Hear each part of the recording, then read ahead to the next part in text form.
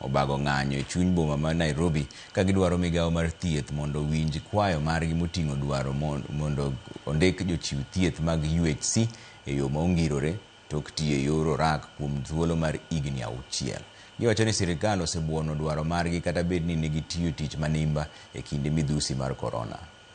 Gimokelo waka en ni jok mosebedo katiyo e bwo UHC kawuono gikone to koro giamua ni gibiro mo barua githuon.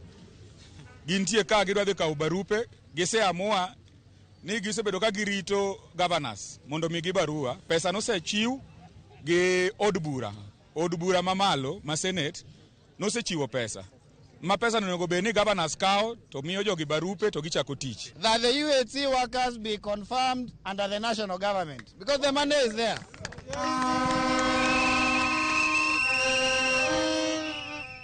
If the governors do not need them and they no longer care about their populace, who these people treat, then they can be employed at the national level where at least we are seeing some positive effect, that we are ready to stay outside our workstations for as long as the Council of Governors is also on strike.